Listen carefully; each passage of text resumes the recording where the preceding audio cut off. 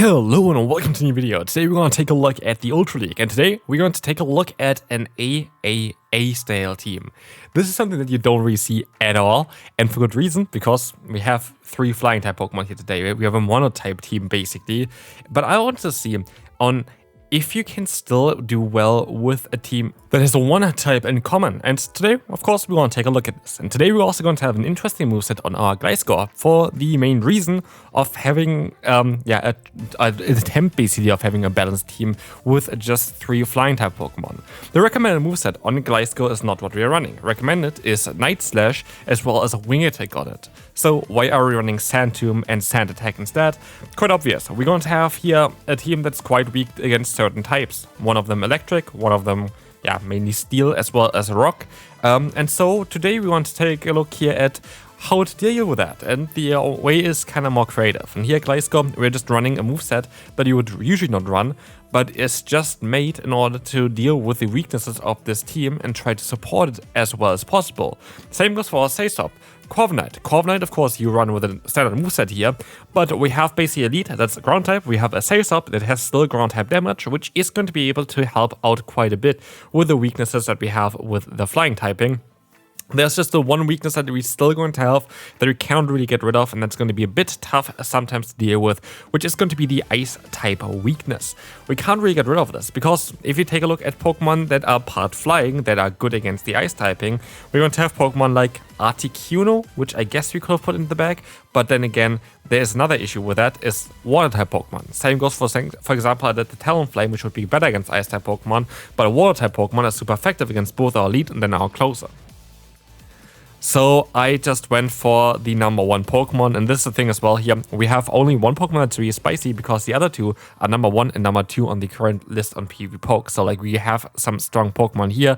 Our backline is basically the strongest possible backline on PvPoke.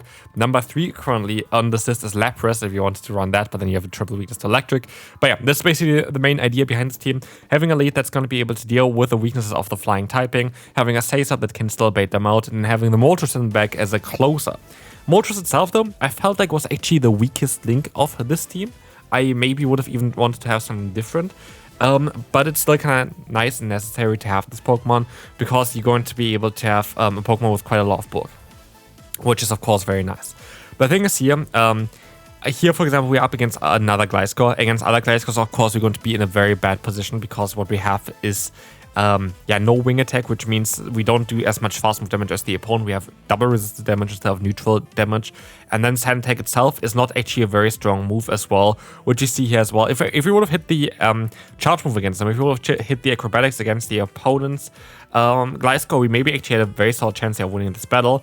But we didn't, and with that, we are going to lose this second battle here against an Annihilate, which is kind of hilarious because Annihilate is weak to flying type Pokemon. We have a triple flying type team, but sometimes in certain situations, you just can't win those. But yeah, here we're going to see a prime example on why we have a Sand Attack as well. We're going to have here Skeldritch against us in the lead. We have a good answer in the back as well. Still, we're going to have, of course, still our Moltres, which is going to be fine. But here we are doing super effective damage with both fast as well as charge move, which is fantastic for ourselves.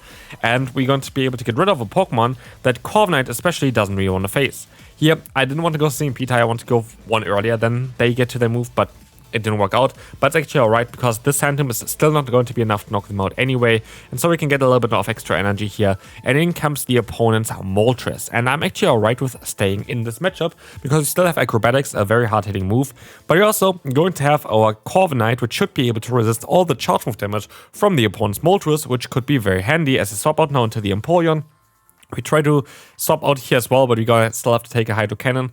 But at the end of the day, we're going to be able to take the damage here quite well on our Corviknight. I'm going to be able to go for a payback, and now I'm going to try to catch the next move onto our own Moltres, as Moltres here itself is not going to be as worth it for ourselves. I'd rather keep my, other flying type Pokemon, our Corviknight here alive, because it has so much more potential against the opponent's final Pokemon. I should have went for a charge move here. This is a big mistake. I should have just went for the fly immediately. I made a big mistake with that one, and this actually is going to be mattering for this battle. At least that's what I was thinking, because they're going to use a shield here. They have a charge move slot guaranteed with the Empoleon, but my only hope now is that I maybe get a boost with an Air Cutter and then farm them down with our Sand Attack before they can go for the charge move. That needs to be a 1 Sand Attack range basically. Can we get there we do get the boost, and we can knock them out with a sand tag. Very lucky. Could have won this battle way easier, though, if I just went straight for the fly. Okay, next opponent, we're gonna see the Licky Licky coming in, and here is where Santum really comes in clutch. We're going to be able to go for the Santum now, and we can swap out into the Corviknight. Now they're debuffed for the rest of this battle, basically, until they swap out, and we're going to be able to do so much more damage with our Corviknight, with the fast move immediately, with the charge moves. We're going to be able to take those hits quite easily as well, still from them. Like a Shadow Ball, we've done so much more damage against any of my, okay, not any of my other Pokemon, as we have Moltres, which resisted. But it's definitely our best Pokemon here for the situation we're in. We get the attack boost, and we're going to be able to knock them out here as well with a payback. This should be perfect. This is going to be enough to knock them out. And now we have alignment. We have a boosted attack stat. We can still go for the super effective air cutter with a boost as well, which might force a shield from the opponent. It doesn't. We're going to get them low though. And we can try our best to reach another charge move here in time, which you can't. The opponent's still going to get to the Rage Fist. But now we got them low, and low is what we need because we have now the option to go maybe for a full farm down with both of my Pokemon. We're going to see here the Corviknight are coming in against us.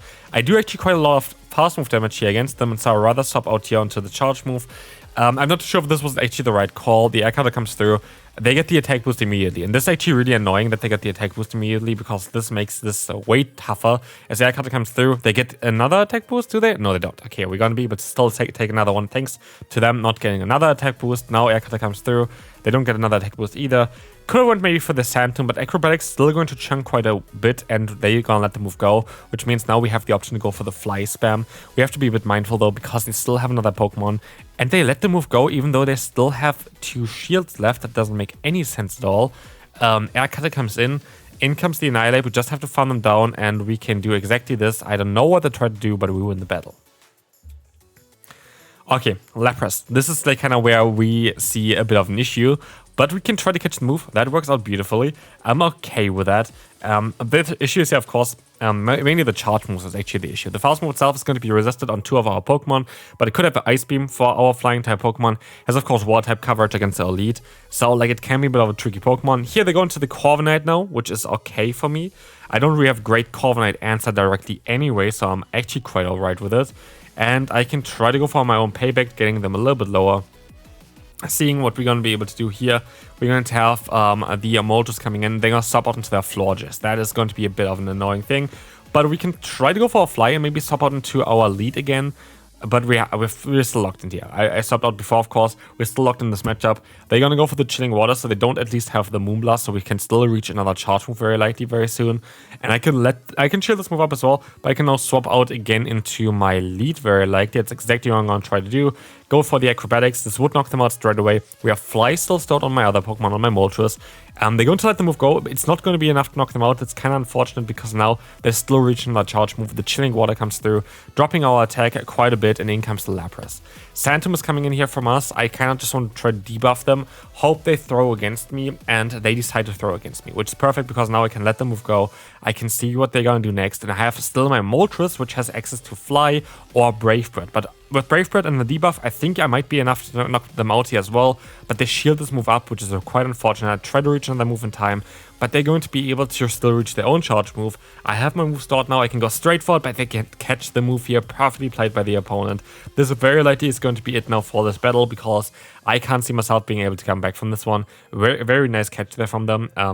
I needed to kind of play it risky. I know that the Lapras has quite a bit of energy as well, so I needed to kind of go ahead and take a risk. It didn't work out here. The opponent is going to be able to take us down. They're going to be able to get to another charge move here as well in time for sure. And so, wait, I can still reach another charge move. Well, what do they have in the back? Can we still win this one? Lapras goes down. What did they have in the back again? Oh, Florges, 1 HP. Goodbye, we win. So, not every battle goes the way they expect. In comes Feraligatr here. Of course, horrible lead force. We have to stop out, we have to catch the move. But we are going to be able to do that onto our Corviknight. It's not the ideal matchup either, and they have the opportunity as well here to get up to a Hydro Cannon, go for that damage, and they can swap out eventually as well if they wanted to, or they just play this matchup out and see on how much energy they're going to end up with at the end. As we will see, they are going to be able to force my shield. I kind of don't really know why I shield this one. I don't think I really needed to. But they go into the Drapion, and now I have the Acrobatics. It makes more sense to go for Acrobatics than Santum.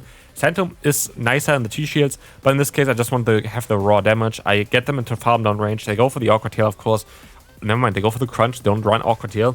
And we're gonna still have a bit of energy here. Feraligatr comes in, we can go for the Sand Tomb. This is actually quite nice because it debuffs them and they decide to go for a shield and they decide to forfeit. Perfect. Fortress. Good lead, because all the fast moves are resisted. They swap out into their own GLISCOR, which I'm actually alright with. I could have went for the acrobatics, but I decided to swap out now just into my Corviknight. All the charge moves should be here resisted as well, unless they're running Night Slash, which doesn't do a lot of damage. So we're in a very solid position. The reason why I swapped out kind of straight away still is because doing this allows me to have the Switch Truck more aligned, which is going to be more important in order to then have the Fortress back again against our lead later on. So that makes a lot of sense here. This works out quite well for us just generally. And as you're going to see, we are going to be able to go ahead and get some damage onto them. They swap out into the Fortress. I can go for the acrobatics, and they might actually use a shield here as well. We have to see on what they're going to try to achieve. But yeah, as you're going to have here, the opponent is going to be able to go for a charge move. It is going to be the Rock Tomb from them coming through. And this is going to be interesting as now they're going to still reach another one. I will shield this move up, but it is just the Sand Tomb. That was a bit of a mistake. I can go for the acrobatics. And now we are going to see here that the opponent is going to take that acrobatics quite well. I try my best to reach another move, but there's no point for me actually to do anything else here now. It's going to be the Sand Tomb coming through. And we can go for the acrobatics again here though. This would knock out the Fortress easily. And then we have to now see what they have in the back. We're gonna swap out straight away. Let's see. Now we're gonna swap out straight away here. There's Tentacle coming in. We have two Pokemon that are actually quite alright for ourselves here. And so I'm actually okay. The Skull's coming in, doing some solid damage. In comes the GLISCOR. I can let the move go because I have my Moltres still in the back. And I think Moltres actually is in an alright spot here.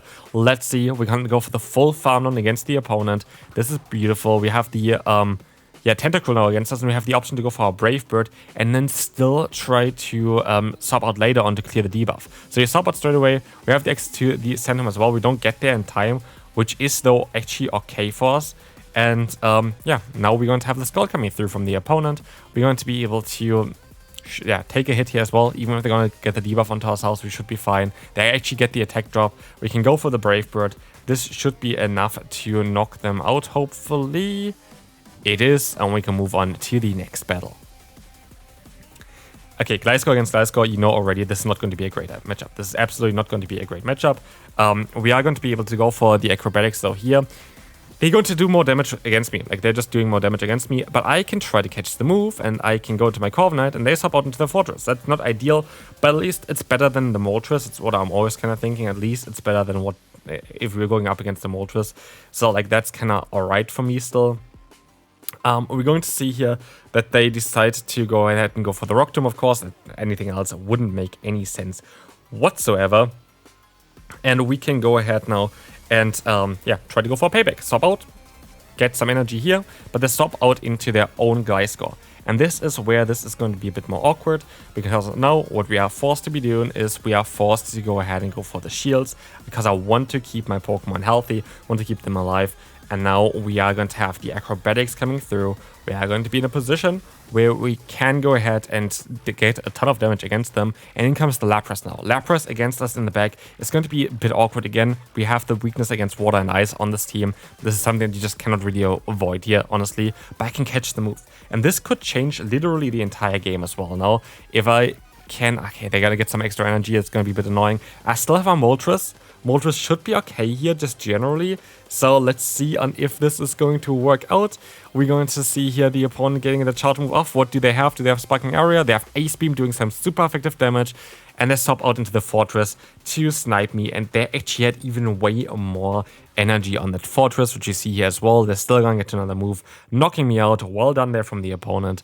But yeah, good game there. We can move on to the next opponent. Let's see, we're going to have here the Moltres against us. That is going to be okay, because now we can go for the double acrobatics against the opponent as well. This should be kind of fine.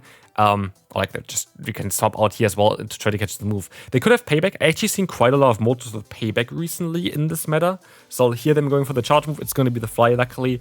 And we're going to see the Nidoqueen coming in.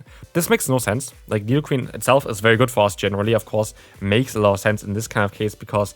yeah, Nidoqueen is going to be a Pokemon that is not going to be that great against flying types, but I actually kind of struggle at getting rid of this Pokemon, which you're gonna see here as well. I'm gonna try to keep the energy on my Pokemon and try to utilize this as an opportunity to get more energy on my Pokemon.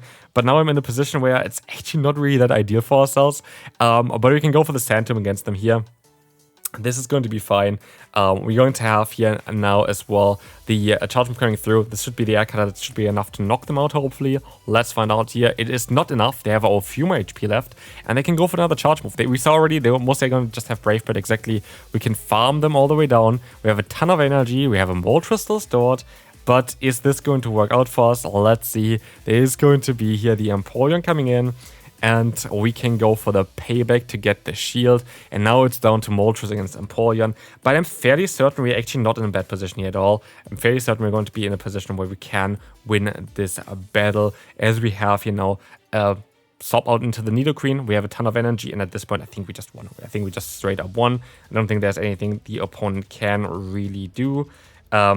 So, yeah, we are going to be able to just now move on to the next battle. So, let's see what we're going to have here next. We are going to be able to go up against Lapras again. Lapras is a bit annoying. Lapras is definitely a Pokemon that I don't really like to play against here right now. But it's okay. Like, at the end of the day, we have to deal with everything. And this is the thing as well. Like, I actually had more ideas towards different teams to try play with this style, like trying to have an AAA team. And I have different teams in mind as well. Like, if you want to see more content towards this, then let me know down below. If you want to see a different type, then let me know down below which type you want to see as well. But I have to say, it's definitely a balanced team. Like, I don't really see on where this is not a balanced team. I would definitely recommend you to give this team a try. I think it's a fun team to run. And yeah, as you're going to see here, there's going to be now the GLISCOR up against a Skeledirge, which is totally fine for both of our Pokemon that we have left. But they have the Weezing in the back, and I don't really see how we're going to be able to win this. I'm just going to go straight for the Brave Bird, just in case. I just hope that this is going to work out for us. But let's see. There is going to be now the Weezing up against us. We are going to have the Sludge against us as well. But we're going to be able to swap out into our GLISCOR. We should be able to take a hit here. That's just going to be a Brittle Swing. It's not going to do that much damage. And we can go for the full farm down. And now we have Sand Tomb, we have Acrobatics, we have the Skeledirge. And I don't think that Skeledirge is going to be too happy with what is happening here right now. Skeledirge is not going to be too impressed with that, because what we have as an opportunity is just to go for the Sand Tomb spam, and I should be guaranteed to win this battle. As we have 2 shields left, we just need one more Falcon to knock them out. And so yeah, this was actually a very fantastic team. I would absolutely recommend you to give this team a try, and yeah, hopefully I see you in the next video. Bye bye.